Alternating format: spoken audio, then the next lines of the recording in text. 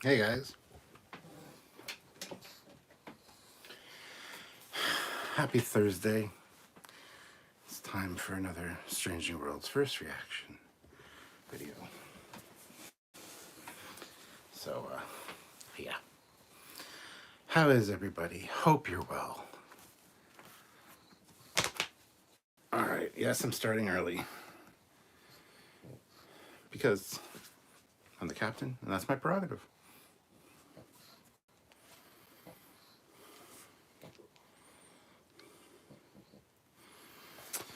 Alright, let's see here.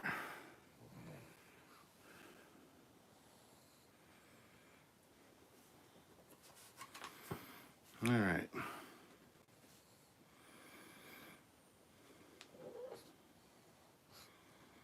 So, hello, Joseph, Carl, Marley McClary, blah, blah, blah, blah, blah. Mark and Fleetpaw.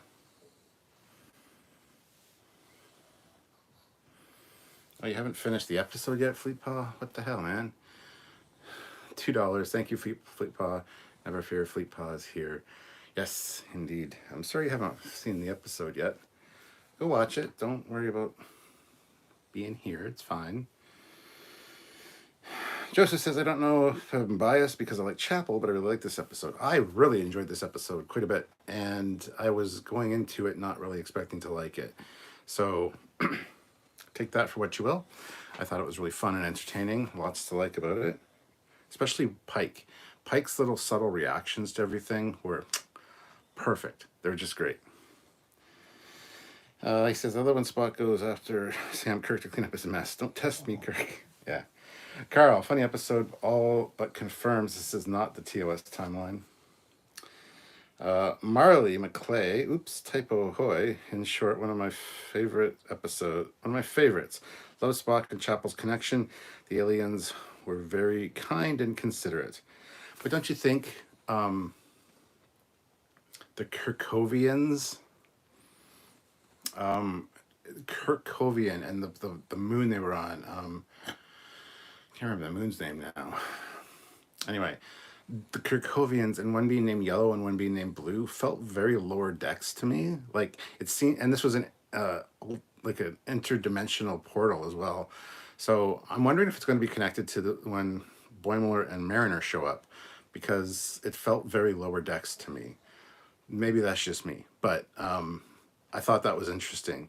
So blah blah blah says, I think the characters are settling into their looks. I still don't like who the better actors are. Is this another episode? Yeah. Hey Mark, how's it going? It's freezing in this basement. Well then, turn off the air conditioning. Mark says, I love the new green tunic. The new one's nice, yeah. I do like the new green uniform. Fleetpaw said, was busy today, lots of shit at work, but thank you for your service, Fleetpaw. Serge says, my favorite episode this season so far. Love when Trek does crazy transformation scenarios like this. Chuck A says, great episode. Mark says, I love the episode, probably as good as tomorrow and tomorrow and tomorrow.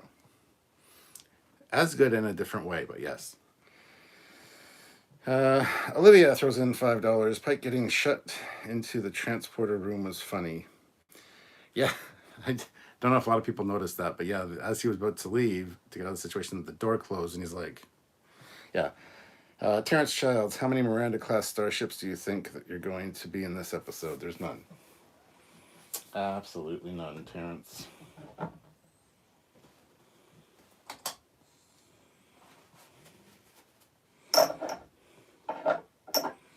Absolutely none. Hate the green wrap. I love Anson Mount. He can pull it off. Well, he can't pull it off as well as Shatner. Ooh. This was a different kind of uniform than the wrap, though. I think this was a new uniform. Anyway, all that being said, I really expected the ending to be different. I expected the aliens, the Kirkovians, to overcompensate and make Spock more Vulcan, which would make him more in line with what we see in TOS and explain why he was smiling and stuff in the cage, which was 5 years before this. So I thought they were going to overcompensate, make him more Vulcan, or or they were going to return him to normal. They were still going to kind of break up to Pring and him, and he was going to think about going out with, or doing his thing with Chapel. But I assumed then she would get accepted to the the archaeological thing, and be gone. So, and then while she's there, fall in love with Dr. Corby, who we see in TOS as the love of her life. And then, so it's kind of unrequited love in that regard. I thought that might happen as well, because she'd be gone for a few months and Spock would have nobody, and that would turn him more cold and hard against people. Not cold, I guess not hard against people, but more more Spock like, more TOS Spock like. Those are the two scenarios I anticipated. They didn't happen, but hey, I still really enjoyed the episode, and I think it's great. Ozzy said it's hot in here. It's hot here in Fort Mojave, Arizona. Cooking here, 117. Ooh, but with a little humidity. It's pretty humid here tonight. It's not hot. It's just kind of gross and sticky outside. BJ says, hello everyone. I love the episode overall. Loved that most of the main characters were well used. Had good scenes.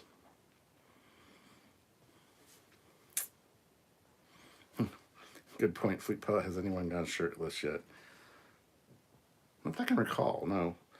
Brian Straight throws in $5. Thank you so much for the super chat. Very much appreciated. Screw Cannon, Spock and Chapel hook up and have many kids. Hypno Amber, I don't think anyone has been shirtless this season yet. We need more shirtless Ethan Peck, damn it. There you go. Hypno Amber has spoken. Serge says, Vulcans can be such jerks. Yes.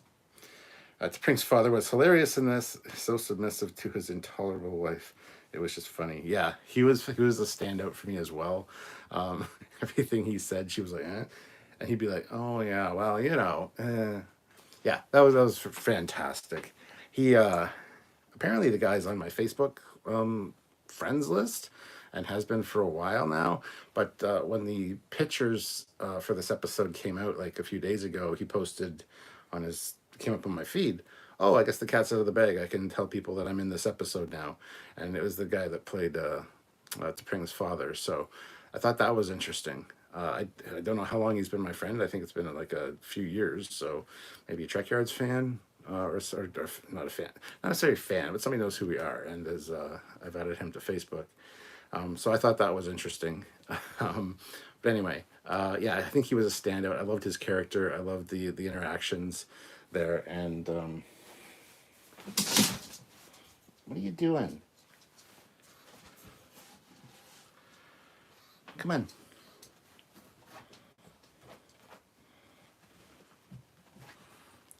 Can you get up? Come on.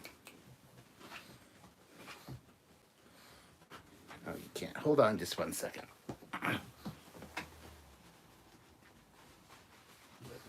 There you go. Just lay down.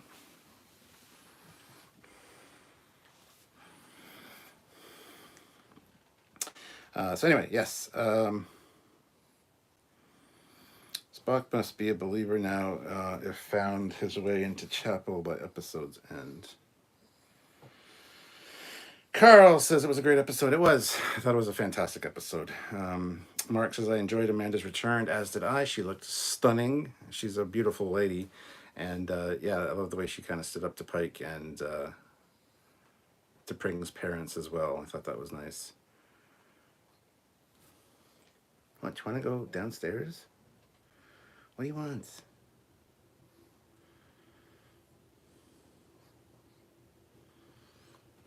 Sorry, Dodge is acting kind of wonky. Just lay down. Just lay down.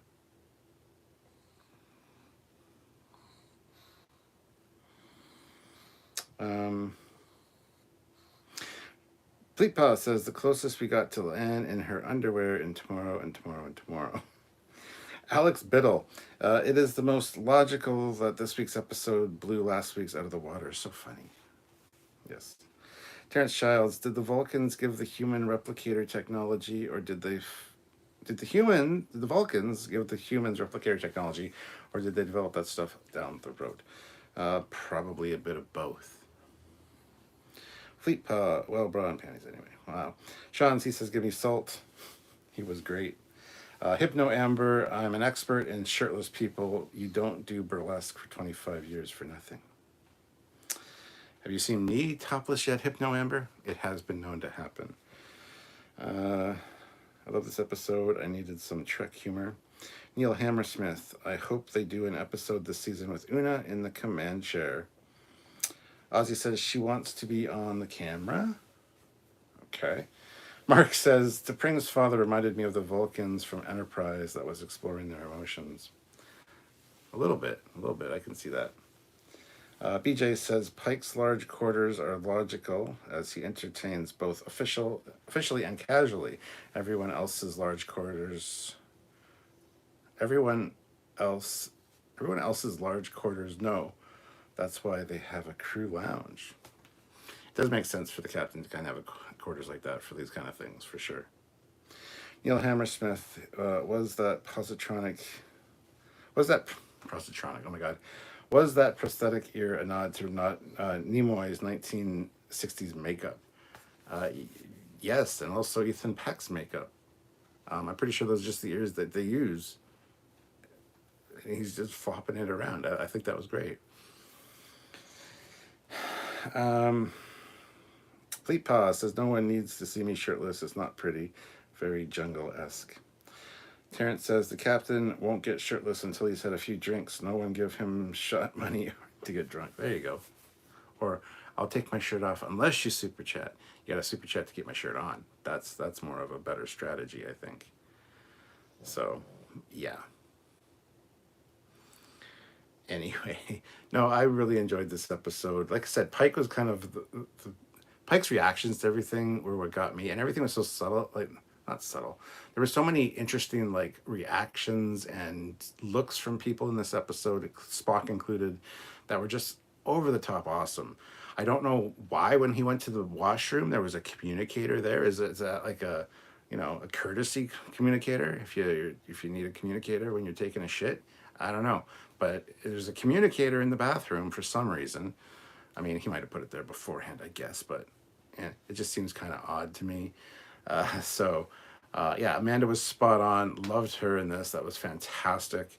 Gotta love that blue dress. I gotta say, that was a very nice dress. Chapel was good. I loved Ortega, Uhura, and Chapel going out on the shuttle. I thought that was fun as well. Ortega's making the decision to, go into the anomaly. That was neat. Also, the whole can't contact the Enterprise because they can't get a subspace signal out from over a light year, which means it's not one of Vulcan's moons. It's just a moon in the system. Again, that's cool because you wouldn't expect that a moon of Vulcan would have an ancient civilization that lived on it, and then an anomaly above that. So. That kind of was a little bit like at first, and then I realized that it's just in the system. It's not it's not around the planet. But Vulcan has no moons until it does, because it does. So take that for what it's worth. But Fleet Paw throws in $2. Thrusty nipples of power. Hey, the thrusty nipples of power is not my thing. That's Samuel's thing. He was the one that came up with that. Neil Hammersmith, forget shirtless. Try picturing Nimoy and Majel in the end scene. Oh, I did.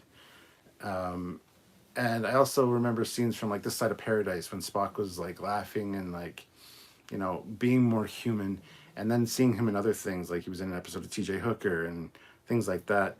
I was picturing Nimoy in a lot of the Ethan Peck human scenes, which was interesting. I could just imagine him doing that and how good that would have worked. So, yeah.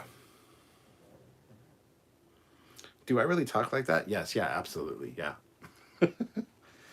I'll have to make you some Trek pasties.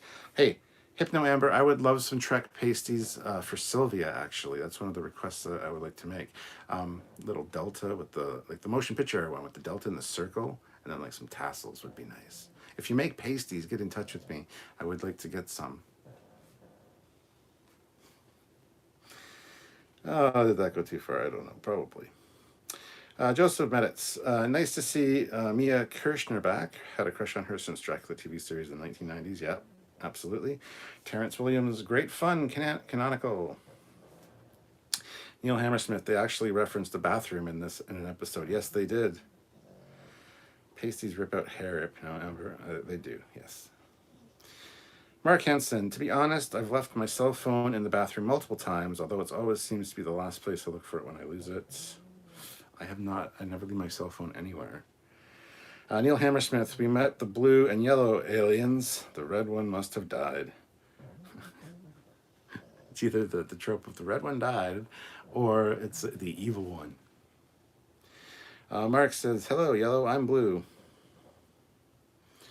BJ says, the crew quarters are very well done. It would have been nice to see a much smaller version to contrast with the captain's quarters, like a cruise ship. Internal tourist class cabin via first class suite.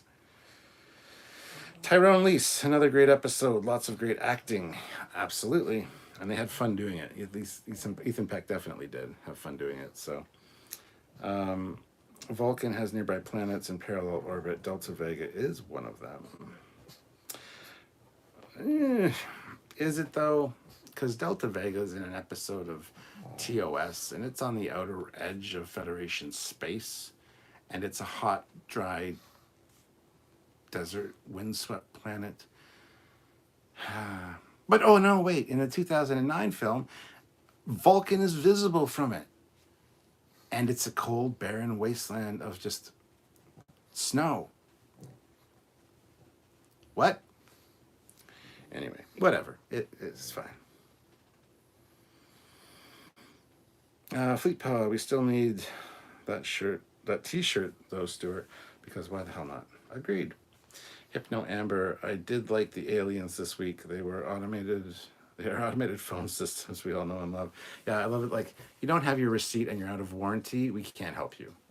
It's basically what it was. We're calling you about your Spock's extended warranty.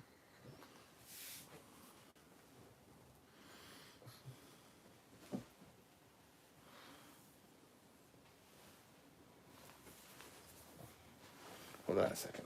Let's see what's wrong here. Okay, that. There you go. You want to go? Okay, you can go out.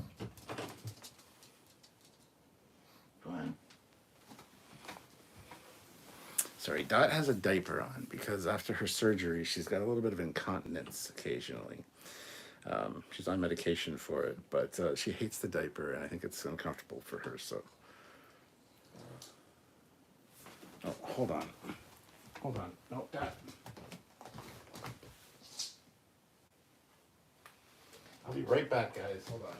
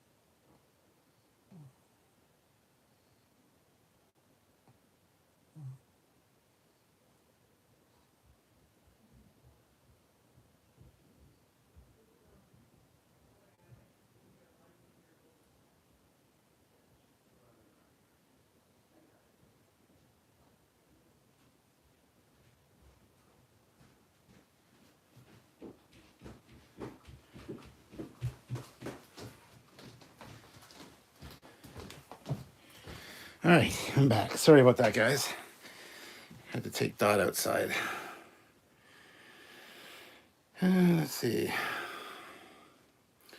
Oh, that's a different Delta Vega. Okay, that makes perfect sense.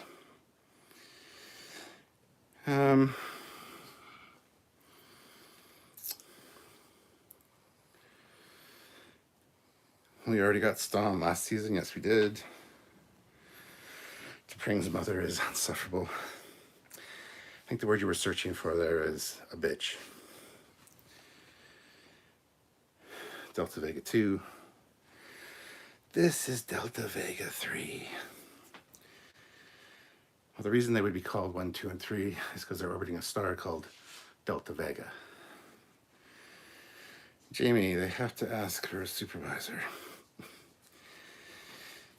Neil says the Delta on Spock's beanie bothered me with being backwards. All right, there you go. Lay down. Good girl. Hey, no, be nice. Dot. Have the Federation ever changed the Prime Directive, or has it always been the same? I'm sure it's been tweaked a little bit here and there. Captain Member, yeah, but her dad was cool. I guess the actor was in The Expanse. Oh, was he? Fleet Power, $2. It's not silly. It's regulation. Ozzy, we will return after Super Captain Foley helps Dot go to the bathroom. Yes, thanks for pointing that out, Ozzy. Sean T, $1.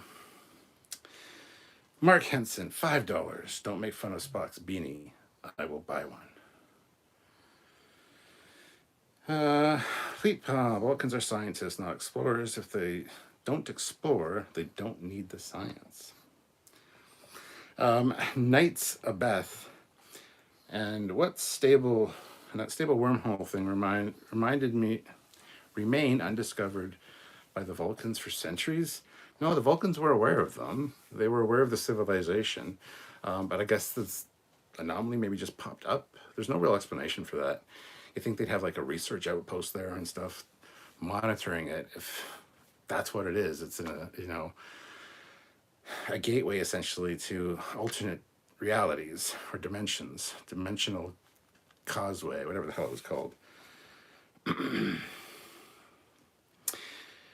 Hypnomember, the Vulcans already made contact with them, and even they were so annoyed that they never talked about it again. With the cap away, I can appreciate his collection. Damn, well, that's only part of the collection, my son. This is not anywhere near the whole collection. But thank you, Neil.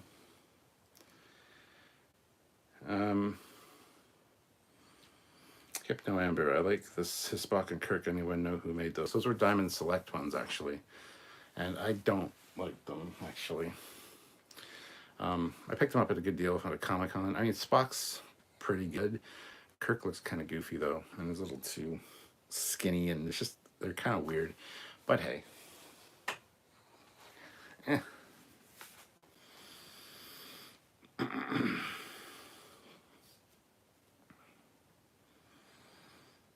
I think those are Franklin Mint Amber, but not 100%. No, they're not Franklin Mint. Franklin Mint never made action figures or dolls of Star Trek, anyway. No, those are Diamond Select ones. Yes, Diamond Select made these figures. I didn't believe it either, but they're Diamond Select. Peter the Cocko throws in $5. Hey, Cap. I love this episode. Best of the season so far. Charades with the Vulcans. Nice touch. Nice touch, Pike. Sounds like ear. That was great. Fleet Power, first of his name, Lord of the Tactical Station, firer of photon torpedoes, purger of airlocks. Hail Fleet Power. You're already trying to take over when I leave for a few minutes. Exiled to Delta Vega Omega 4. Marco says, it's disturbing to know that bureaucracy survives even when you evolve to a non-corporeal being. Yeah, instead of leaving a note on somebody's car, you just use your insurance to just fix it. Blah, blah, blah. Says, anyone think the Aurora will show up tonight? I heard it was mostly hype. 164 years since a tech-destroying solar storm. Oh yeah, there's supposed to be that shit going on, isn't there? Who knows? We'll have to wait and see. If all of a sudden the live stream ends, you'll know why. BJ says Vulcan science is so good they call Starfleet. That explains the Vulcan Science Academy. Not big on field work. Essentially, yeah. I mean, that's how the Vulcans kind of were in Enterprise. They're like, we don't need to investigate that. We already know all about those kind of anomalies and things. We don't need to check out another one. T'Pol even says that. You get further and do more things if you didn't stop and investigate every random anomaly you run into. It's a standard, whatever it was in that episode. And they look into it and it's like, nah, it ain't standard at all. Whatever it was. I can't remember. Anyway. Yeah, the Vulcans get kind of complacent, I think. Have you seen the Q bureaucracy, Marco? That's true.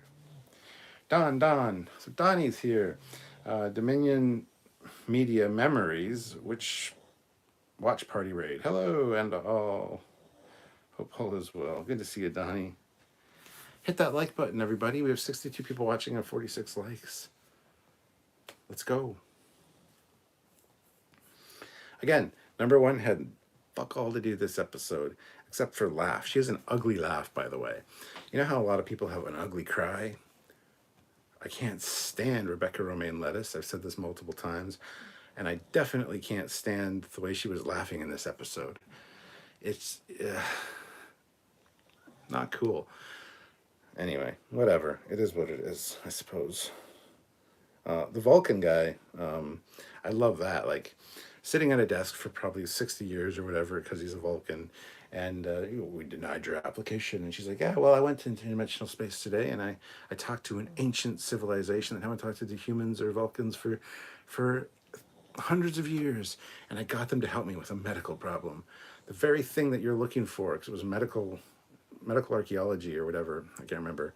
And he's like, oh, what kind of medical situation? And it's like, no, your program is not even good for, it's no good.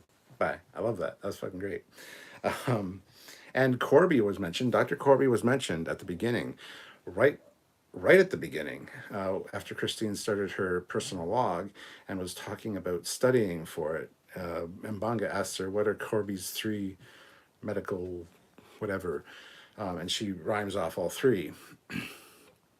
Going from sickbay with Mbanga to punching bag with Uhura. And by the way, Uhura looked fantastic in the workout gear, I gotta say, as well. But anyway, and then to the bar with La'an and Ortegas. So, yeah.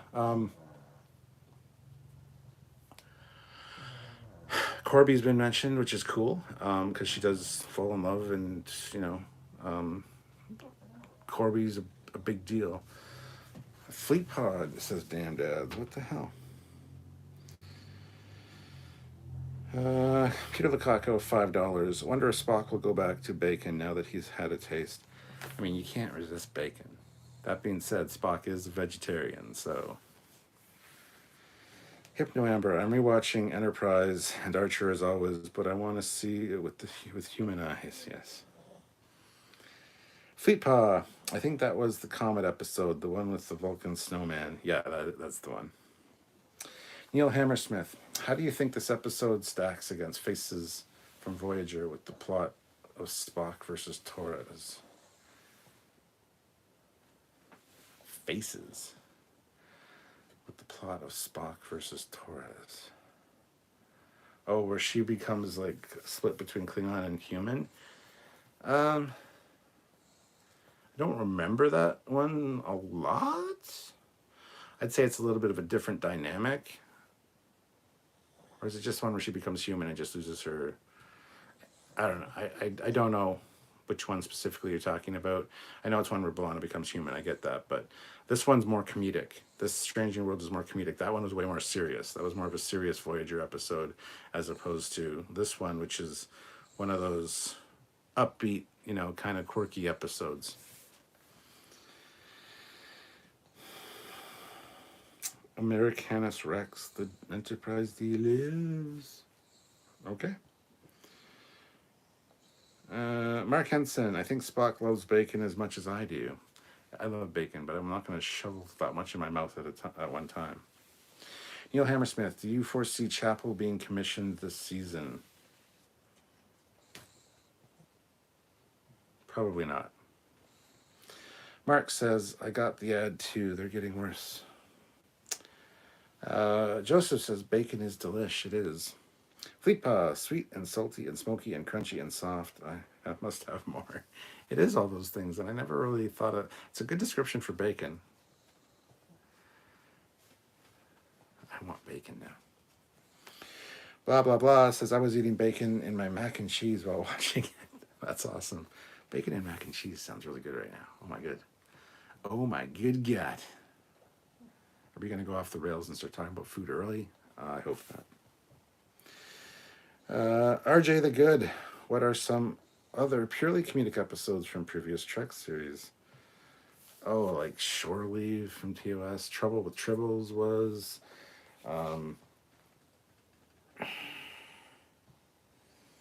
Let's see. There's been a lot. We were naming some in our last live.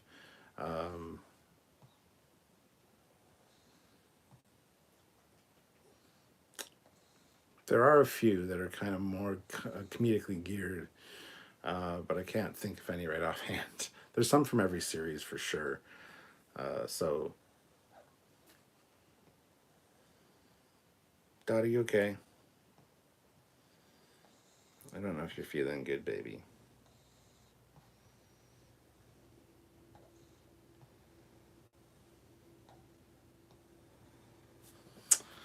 Yeah, that doesn't seem to be feeling the best tonight.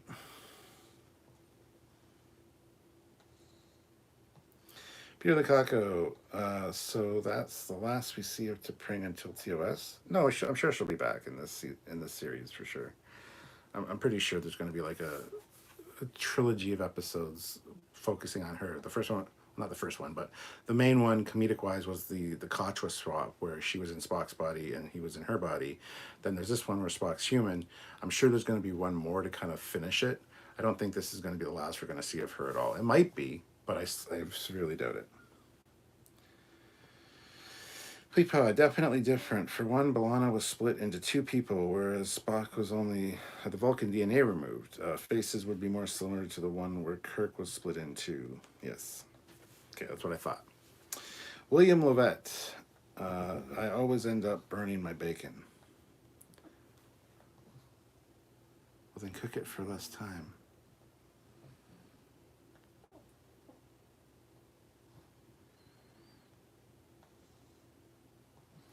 Sorry, I'm just kind of worried about Dot. She's just kind of acting a little off. Americanus Rex, Enterprise F is greater than Enterprise G. You're not wrong. You're not wrong. Neil Hammersmith, The Naked Now is comedic from TNG. Yes. William Lovett, I think it's a lack of attention span before coffee.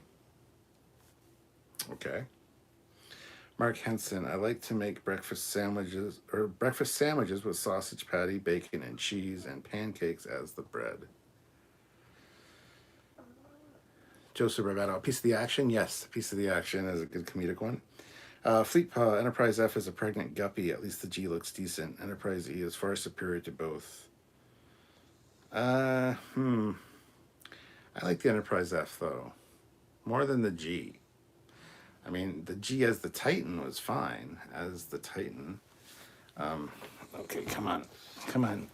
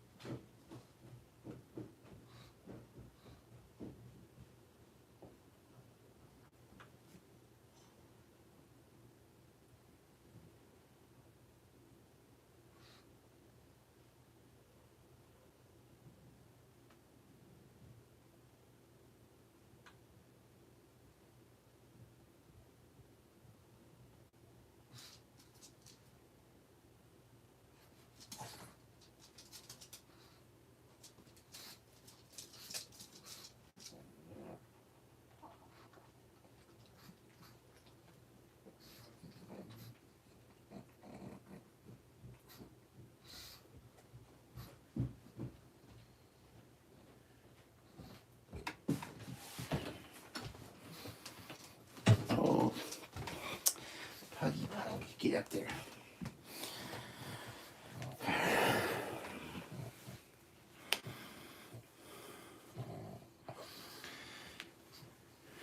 All right.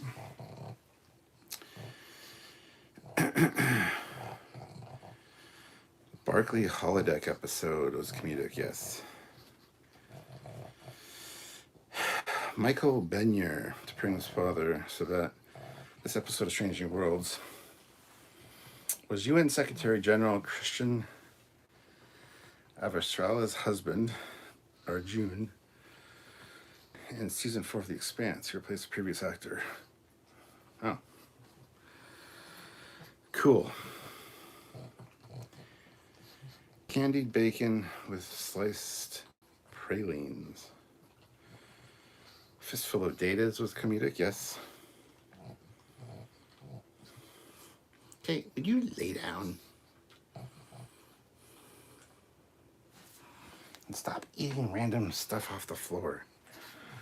Good God.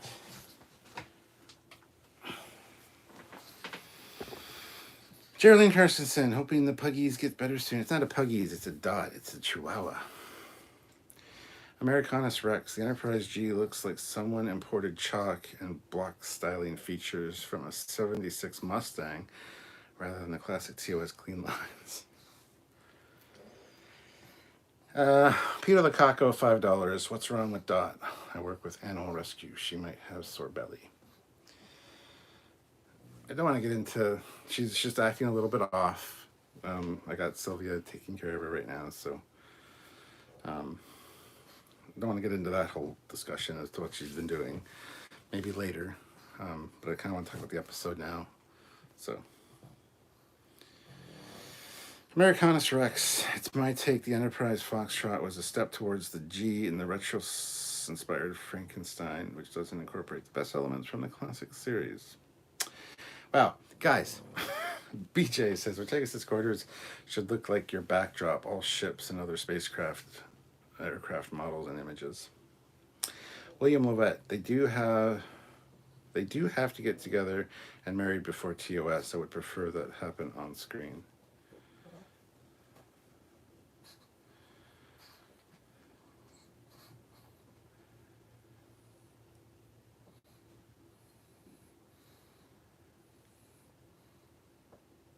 I don't think they were married in TOS. They were betrothed. Because I think he says, my wife, and then it's like when it comes back from commercials, like, yeah, we were promised to be married to each other, like betrothment. I could be wrong on that. Hypno Amber, I just made myself a sundae, but now I want bacon, and it's all your fault. Put bacon on your sundae. Ice cream, caramel, chocolate drizzle, and like broken up like bacon bits in like soft serve ice cream is really good. I agree the G was lazy. I also hate the twin necks and overall size of the F, too large. Fleet Paw, you're more like number 1, only that you do more commanding things. Starch Wreck says, the Delta on Spock's hat was backwards. Totally unwatchable. A missed opportunity for him to wear a Spock helmet. Yes. Matt Boardman, tell us how you really feel, Flipa. Ozzy, so Enterprise has a McDonald's now. Eh? Q was comedic. Q who, I mean, yes, yeah. Nothing wrong with the Titan A Enterprise G. Sorry, it doesn't work for some people. I like it as the Titan. I just wish they wouldn't have renamed it to the Enterprise G. I think that's disrespectful to the Titan. It should have remained the Titan, and they should have had another ship be the Enterprise G. Or have the Enterprise G be the same class, maybe sitting right beside the Titan.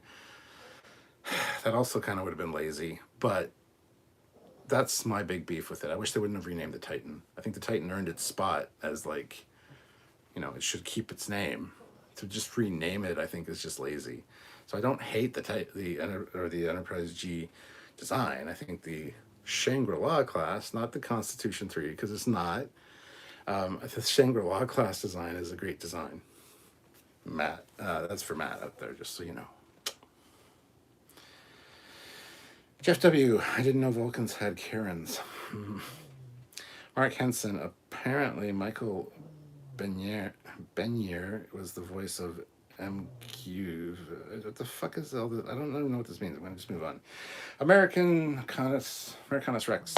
Statistically, statistical analysis aside, sizing plays no role in the plot of a franchise. Personally, I prefer a larger starship if we go with the genealogy. The F is a worthy successor to the E rather than the G. Sure. Anyway, back to the episode. Bacon maple donuts, or I mean, they would be. Wow. I think they were supposed to get married when they went to Vulcan, and she did the whole fighting Kirk thing. Yeah, that was the whole deal. Like amok time, he had to go marry her. Mount played his scenes well. With Pike's being awkward. Mount was awesome. Pike was amazing in this episode.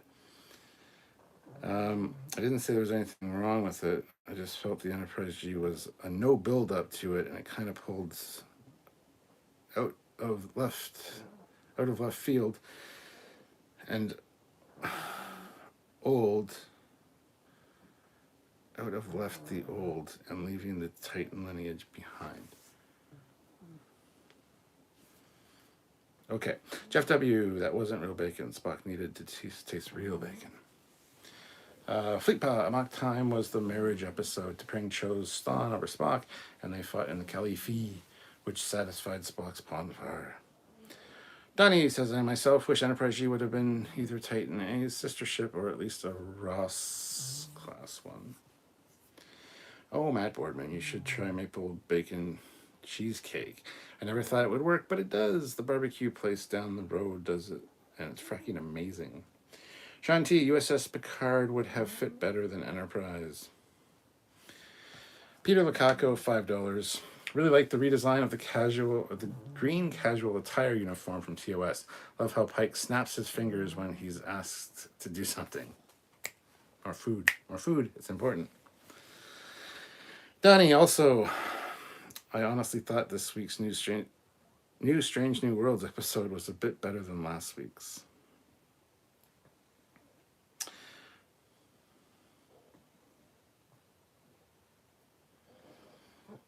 T'Pring and Spock were betrothed in TOS Amok Time. Bonded was the term.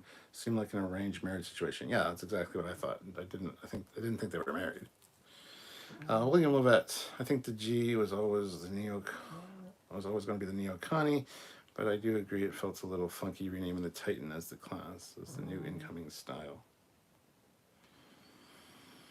Are you happy they didn't do a Michael Burnham reference? Yes.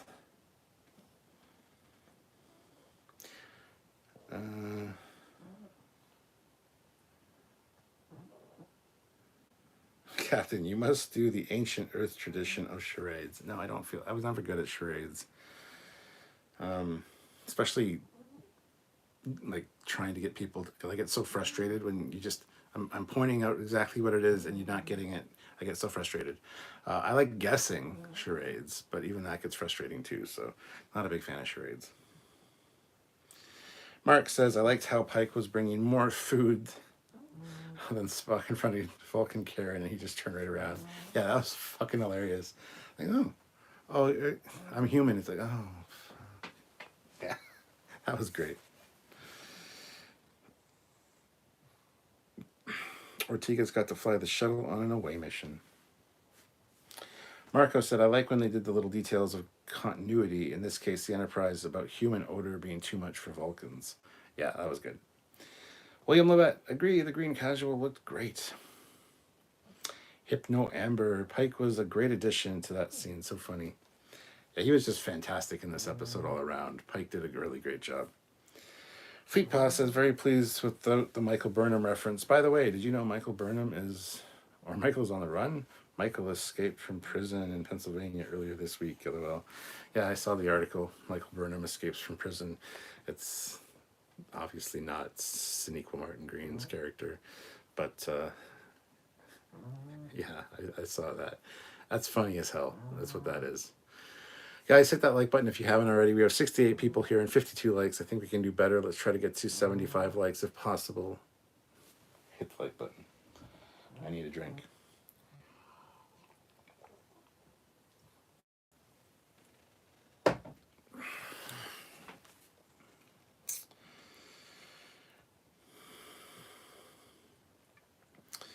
Neil says, I am assuming there is a good blooper reel from the ritual scenes. I'd like to see any Strange World blooper reels. That'd be great. Americanus Rex. If the origin or lie to the next Enterprise E rather than the Titan leading to the Enterprise, which would have been 1705. Sure. Jeff W. Was it me or did T'Pring's father look funny nice? Look funny nice than this typical Vulcan?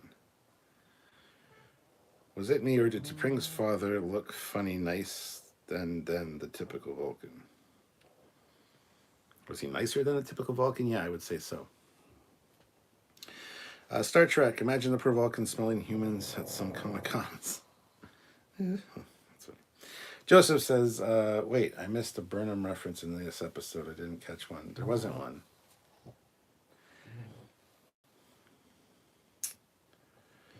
T'Pring's father was hilarious. Yes, he was. Hypno Amber, we did look much more laid back. He did look much more laid back for a Vulcan. Oh, absolutely. Peter Lukaku, Pike is pretty much the reason this show happened. He hit it out of the park. Best Pike. Yeah. No Burnham reference, Joseph. Just happy there wasn't one. Americanus Rex says, I agree calling the Neo-Constitution class and lineage. I agree calling the Neo-Constitution class and lineage is incorrect. It's clearly a Shangri-La inspired rather than a Constitution whose lines were more cylindrical. I thought they named it the Constitution 3. So, like, this is their logic. The TOS 1 is the Constitution class. The refit is the Constitution class 2. And then, all these years later, that's the Constitution class 3, which looks a little like a Constitution class. It just doesn't work for me.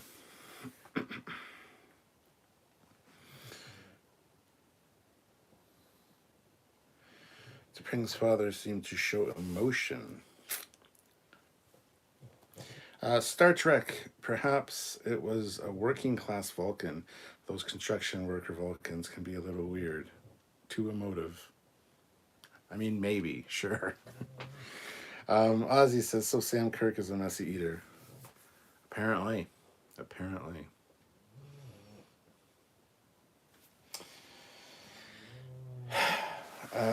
What else can we talk about with this episode? It was great seeing Amanda Grayson back. I absolutely love her. She's adorable. Sorry, I'm having a drink. I'm just going to have a drink because...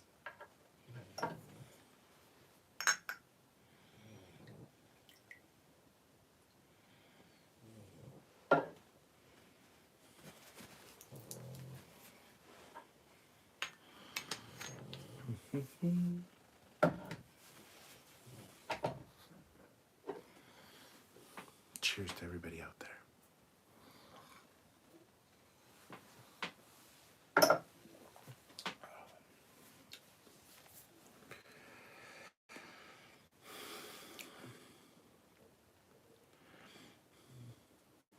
They could have pulled off the Connie 3 if they did a full saucer. Yeah. Marco says, I liked how T'Pring's father was showing a Vulcan version of yes, dear, whatever you say. Oh, absolutely. Peter Lukaku throws in $10. Thank you so much, Peter.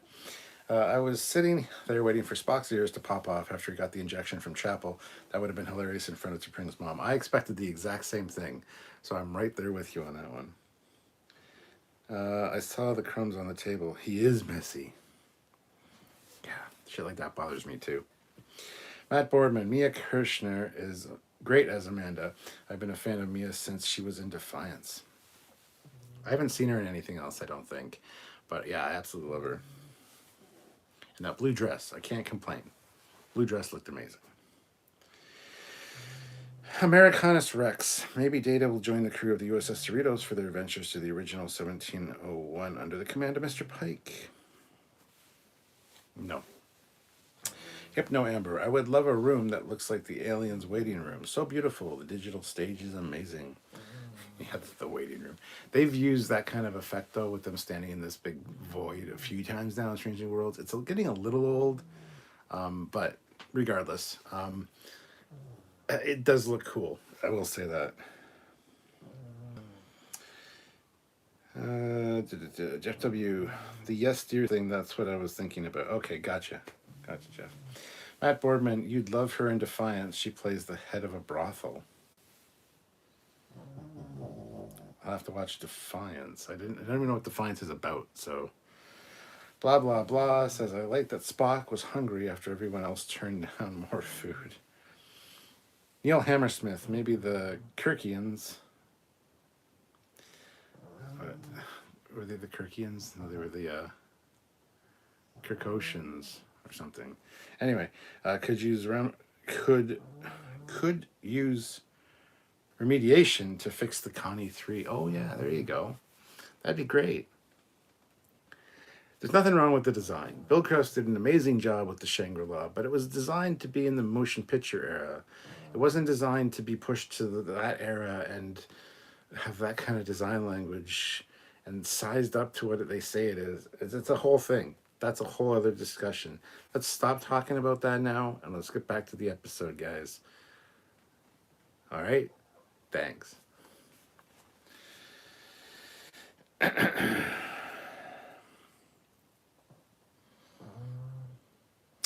Defiance is the sci-fi series that I worked on with Doug Drexler and Gary Hutzel when I first got out here. Oh, very cool.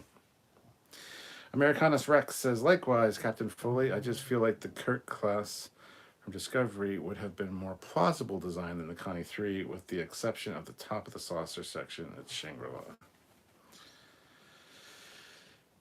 Vulcan bladders would be more resilient, yes.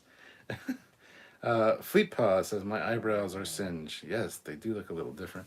I love how they're like coming in close too, like, and it's kind of like, oh shit, they're gonna take a close look and see the ears.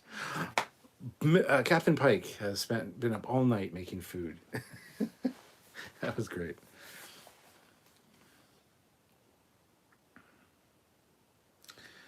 Boom, Captain's orders, no more Enterprise G talk. And then you go and say that. Mr. Kirk, clean up your mess. Yes. Canadian bacon, anyone? Nah, Canadian bacon kind of sucks. It's called back bacon. It's not called Canadian bacon. It's called back bacon. And it's basically just fucking ham. So, no Canadian bacon. No. Jeff W. Matt Boardman, I live in Defiance. I mean, in St. Louis. Americanus Rex. I guess we could also talk about this business of which Enterprise is a flagship and which isn't, which it's been trending recently. The Enterprise is the flagship and the main character of the franchise. Absolutely it is. It's always been, well, in TOS it wasn't the flagship, it was just one of the the original 12 Connies. They built more, by the way. But, yeah, it became the flagship after it returned from its Kirk's 5-year mission and it was the only one that survived out of the original 12 Connies. So it got the honor of becoming the flagship from then on. So when there's no flagship, like between Enterprise C and D, another ship gets the moniker of flagship until the next Enterprise is finished. So it's fine. It's fine.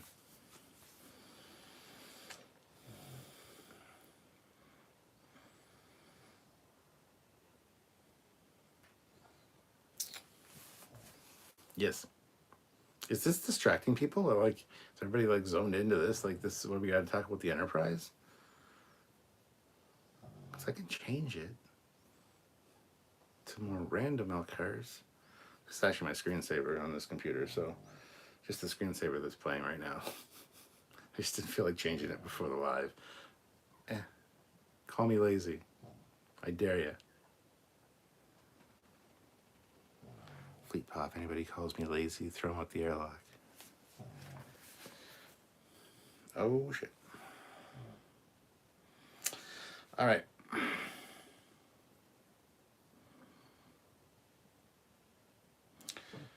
So what is your cut of bacon, Captain? Just fucking bacon. Just bacon. Bacon strips. Just fucking bacon.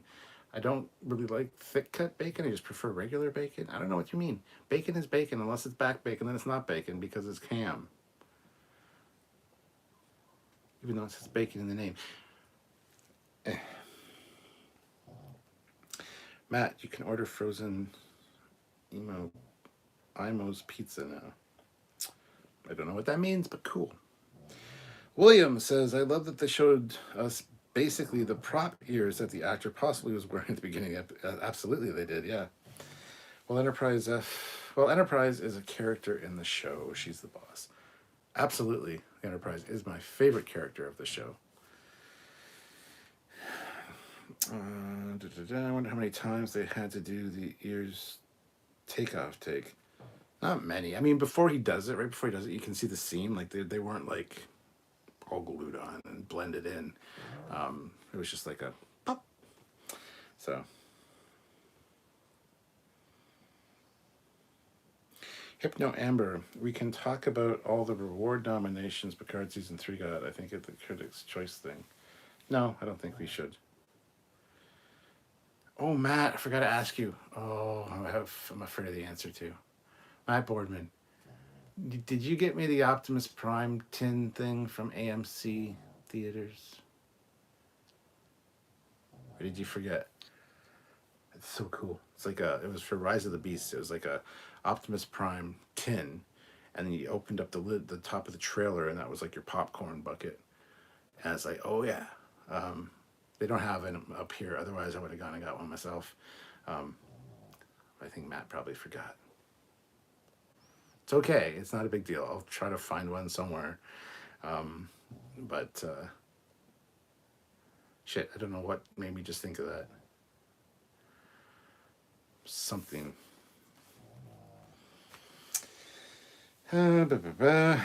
Neil says, watching the shots of the shuttle, I like the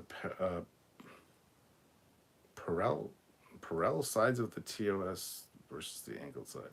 Oh, the parallel. Yeah. I like both the shuttles, the TOS and this one, honestly.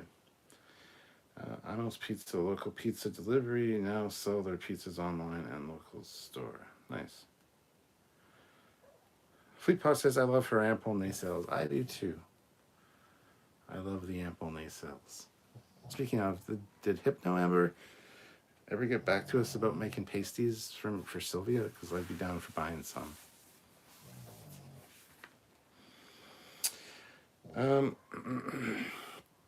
Americanus Rex, it reminds me that when the Enterprise D was destroyed in Generations, Enterprise E came a year later, so I absolutely can see other vessels serving as the flagship till the launch. Yeah, they would have to. You kind of need a flagship, but the Enterprise has that honor and distinction. So, yeah, you need to fill the gap somehow in the meantime. Matt says, I didn't forget, they just never got them back in stock. Oh, no. Boo. Screw your AMC theaters. Curses to them. Jeff W. just saw an advertisement for a bacon cheeseburger on YouTube. Cool. Hypno Amber. Making me blush. I'll make them for sure. I'll send you an email. Thank you. I know they had dialogue explaining her absence, but I think they should have had Pelia in this one. I agree.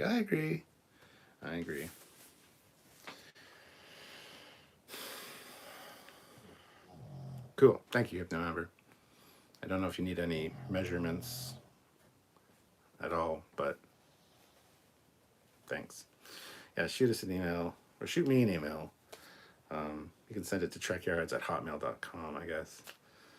But anyway, getting back to the episode. Yeah, I think for me, honestly, my favorite moments were Pike. Any of Pike's reactions were just amazing. Even when he's trying, like, lying to Amanda, she's like, aren't you on half duty rotation right now? So your crew can experience some downtime. It's like, well, technically. And he looks at Spock and he's kind of like, I'm trying here, but yeah, I think Pike was the standout for me in this episode. Don't get me wrong. I think Ethan Peck did a fantastic job. So did the T'Pring actress. So did Amanda Grayson. Every time I say Amanda Grayson, I think of Dick Grayson from Batman. Every time I say Amanda Grayson, I think about Dick Grayson. Yeah.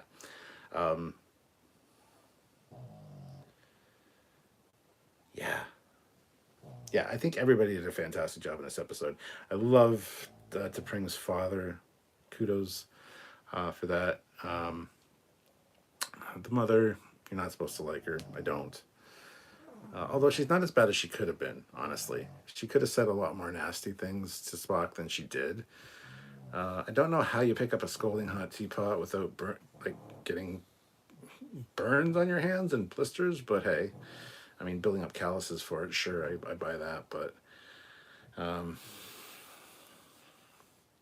everybody teaching Spock how to speak like a Vulcan, that was a fantastic scene.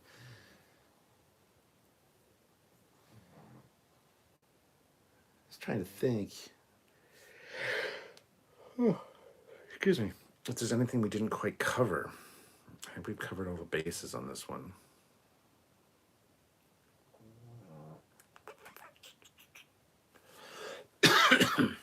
I don't know. Let me know. What do you guys want to talk about?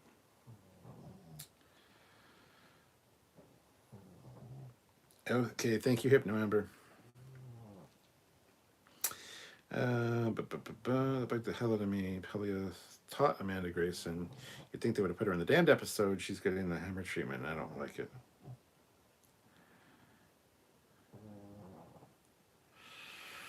Heard M17 was badass. I don't know how many people hate on Cruise.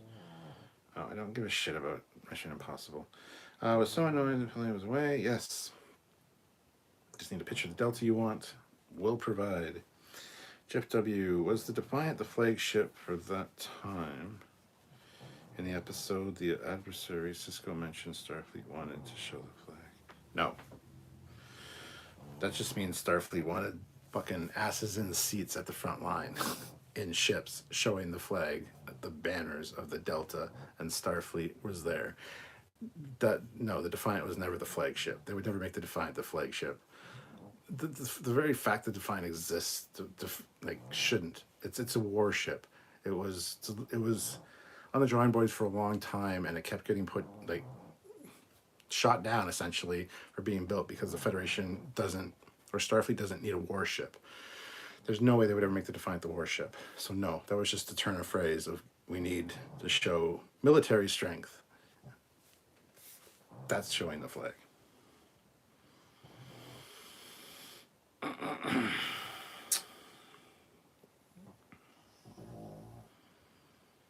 Yeah, the Defiant was a flagship for a specific fleet during the Dominion War, but she wasn't the Federation flagship. Oh yeah, she was like fleet lead. I wouldn't call it a flagship still, but yeah, I see what you mean. But yeah, not for the Federation, no. Yep, no, Amber. I'll leave it to Spock to hang out with all the ladies on his downtime. Exactly. William Levette, no, it wasn't. By show the flag, they meant representation of Federation.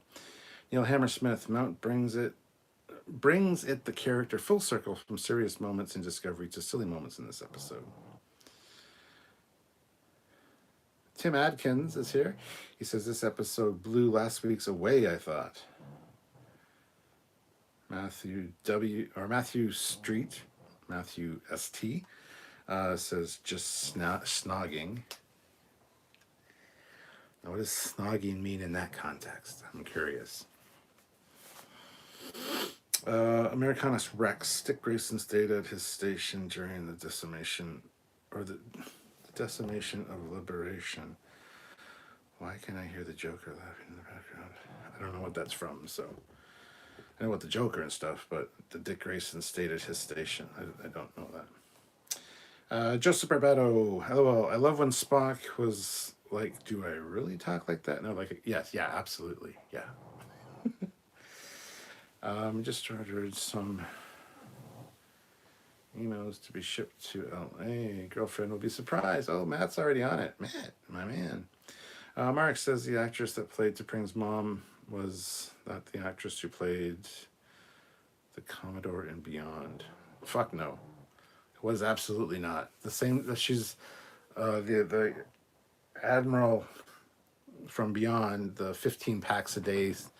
I got a voice like this.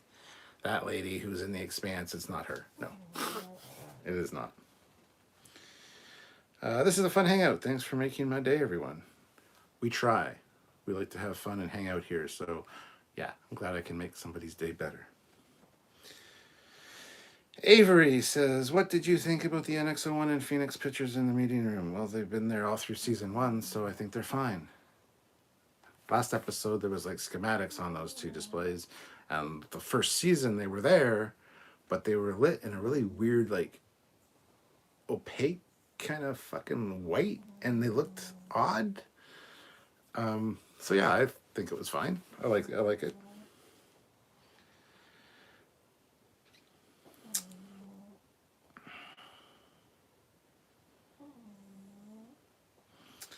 Let's see. Jamie, I did like the part where they told Chapel, tell them how you feel about him. Yeah. Smart Smears, I can officially say that Stranger Worlds putting Vulcans in a villain role has gone a bit overboard. Huh? I don't think we've seen them in an episode where they aren't positioned that way. Loved it otherwise. Yeah, Stranger Worlds putting Vulcans in a villain role. They didn't put any Vulcans in a villain role, just the mother-in-law. Just T'Pring's mother. You know who put the Vulcans in a villain role? Is fucking Enterprise. Made all the Vulcans have to be assholes. Strange New Worlds has not put the Vulcan. What the hell are you talking about? I'm confused.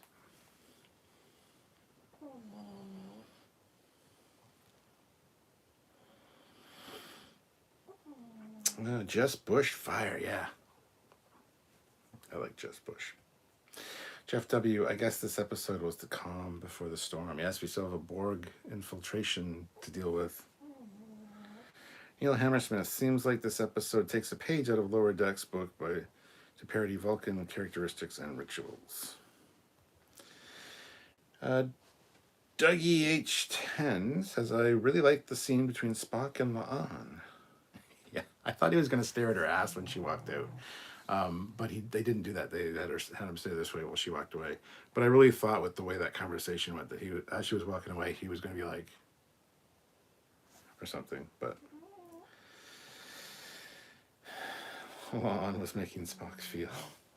Americanus Rex, does anyone else think that the fact that the NX-01 was refitted and recommissioned for a specific mission and it's never touched upon, just a little bit of a letdown? LOL, Picard Season 3. It's refitted and recommissioned for a specific mission.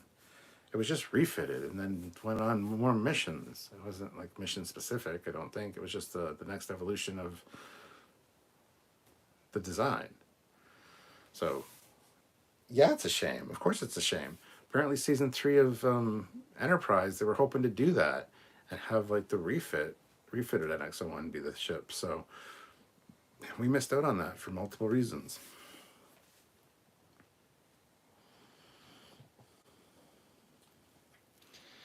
Sean T, if you were to replace number 1 with a different actor or actress, who would it be? My choice would be Mila Jovovich, just for the hell of it.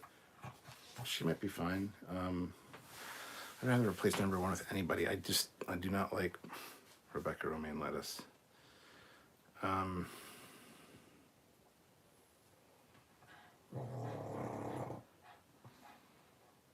have pugs, sorry.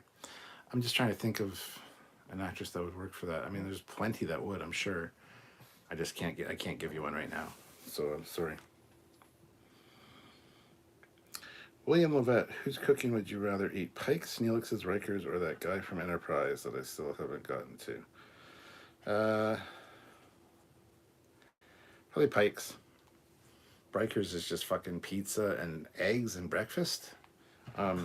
Neelix's is all weird, funky fruits and whatever he can find, essentially. And Pike looks like he knows what the fuck he's doing. So, Pike. Fleetpaw. We have Les Mundez to thank for the debacle regarding Enterprise. Yeah, guy was a fucking asshole who hated sci-fi. But that's a whole other discussion topic. Raven DeGray is here. Hello. Hold on, let me just do one thing real quick.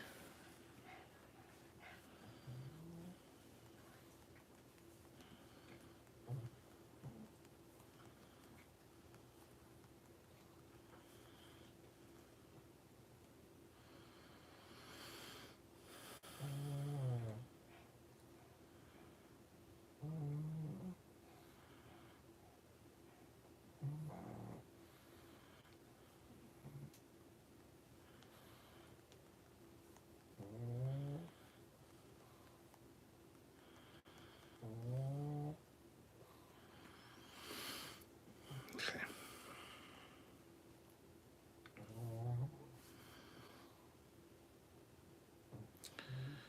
Chef is Riker, so it'd be the same. Ah, he's not though. Tim Adkins set Pug Snort to stun. Yes, Americanus Rex. I think her. I'm just saying during the syndication run that last time we see the NX-01, she's in her original configuration, and then season 3 of the car rolls around and she's got a secondary hull.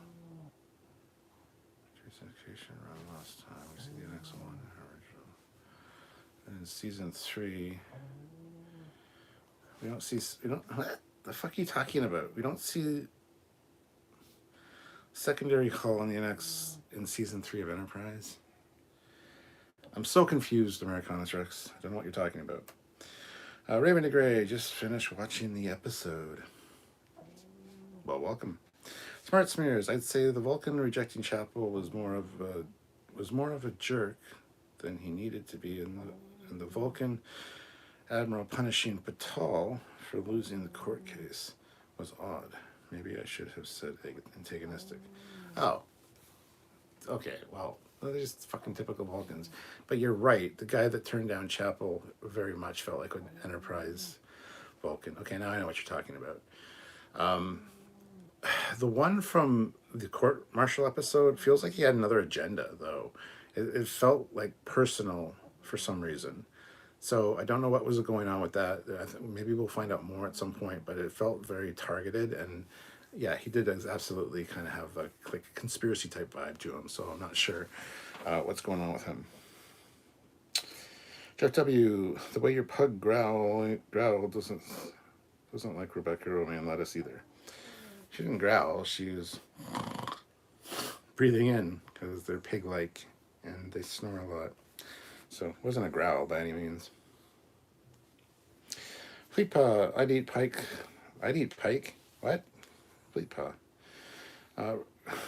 Riker's cooking looks meh, but Chef from Enterprise always made good-looking spread. I'd probably eat Neelix's cooking before I ate Riker's, though. Mark says, Worf loves Riker's cooking. Delicious. Neil Hammersmith, I think this episode is probably Peck's best acting in the series to date. I don't know about that. He's been great all across the board. Every episode he's been fantastic in. William Levette, hope to be right back, but my PC is acting weird, so I'm going to restart. If I don't pop back, live on and prosper until next time. Good luck, William. Americanus Rex, LOL, I've had a few drinks. What I meant was, when we saw her last time, was stock. When we see her again on season 3, she's season 3 of what? Picard? Yeah, because it's a historic ship. We only saw like 4 years of its mission in Enterprise, and sure, the last episode maybe pushed a few years ahead. It should have been the refit for the last episode, but regardless, no, I think it's fine. It's in the museum. It's an official refit. It's cool. Good news, everyone. I got my mom hooked on Strange New Worlds. Another one converted. She hasn't watched Trek since TOS aired originally. Awesome. Mark says, I think the Vulcan Admiral will come back to haunt the crew. I think so too. Clone of Jonathan. Chef is greater than Pike. Pike is greater than Neelix. And Neelix is greater than Riker. Bradley Thomas is here. $2. Beanie Spock was wearing a throwback to...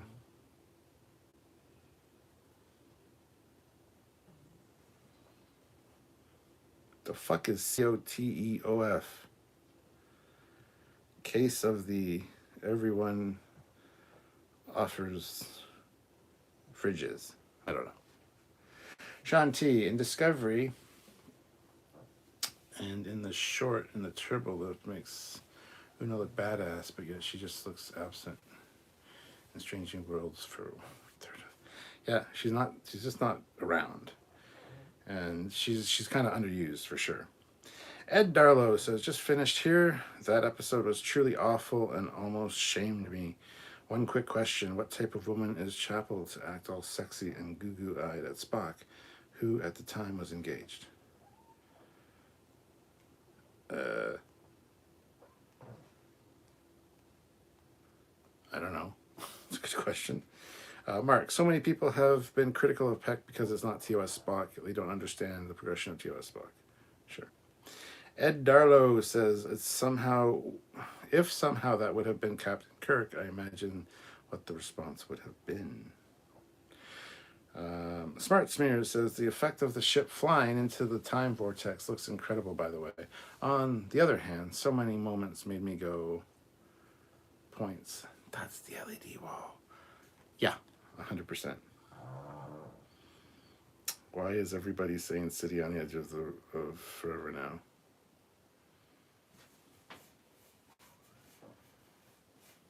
I don't know what. Ed Darlow throws in $1 with a peach that looks like an ass. Cool. Thank you, Ed. Sean T, I would never eat Neelix's food. What the hell are you thinking? Jeff W, everyone is forgetting Cisco's cooking. Oh, yeah, Cisco. Oh, his would be good. Creole. Americanus Rex, I just think it's a little sad that Terry Metalis, writing staff, didn't just hammer out all the fate of the other ships, the other Starship Enterprise, because what happened to NCC 1701B, Captain Foley? NCC 1701B was in quite a few adventures under the command of Captain Harriman. There's books about them. There's novels. Go check them out. Fleet Pa said, oh, City on the Edge of the River. Gotcha. Bradley Thomas, City on the Edge of the Forever. Okay, for sakes. Beanie Spock was wearing a throwback to City on the Edge of Forever. For sure, yes. Neil Hammersmith. Okay. Mad Spectre. Yep. Yep. William Levette says it seemed to have worked. His computer's back, apparently. Wasn't the Enterprise being involved in the Tomad incident according to Beta Canon? Yes, it was.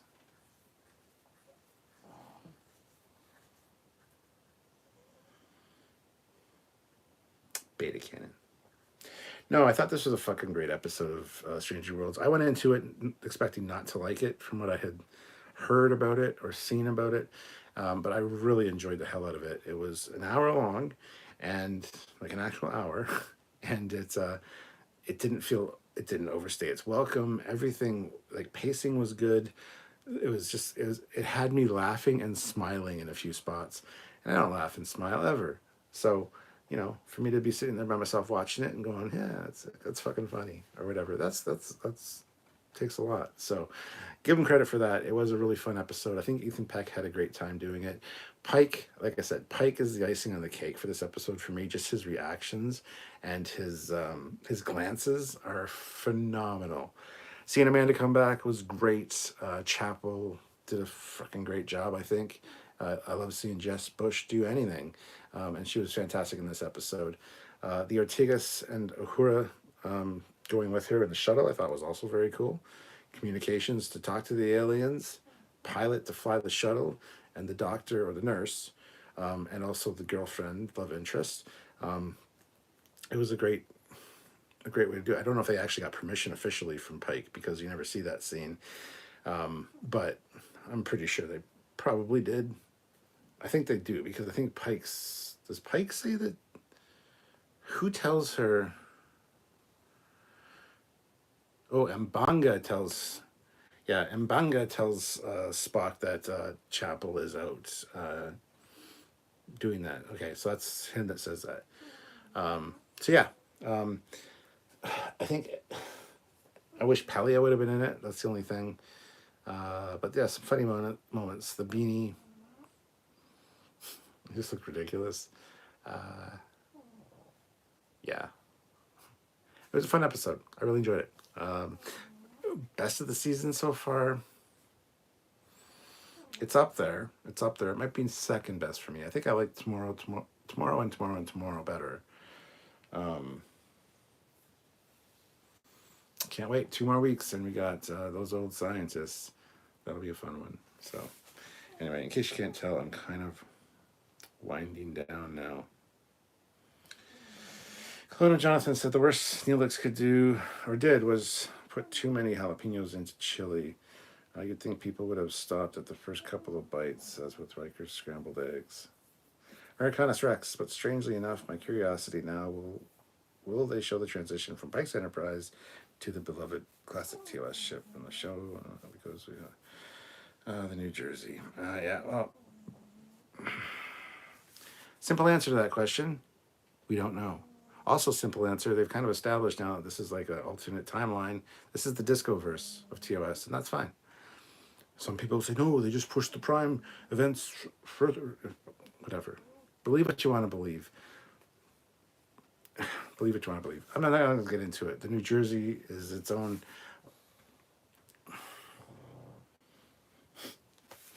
I'm done. All right. I like the episode. It was fun and great. That's where Spock and Chapel are so awkward around each other. And episode 9 will be the musical. Everybody keeps saying about a musical. Any idea if you're going to see Yeoman Rand? I don't know. Captain, for the pasties, can I send you a Facebook message instead? Or am I? You can definitely send me a Facebook message, yes. Just make sure it's the right me. Because it's, yeah. So, and if I don't answer you on there because you sent it to the wrong one, just send an email to trekyards@hotmail.com. But yes, definitely try Facebook first.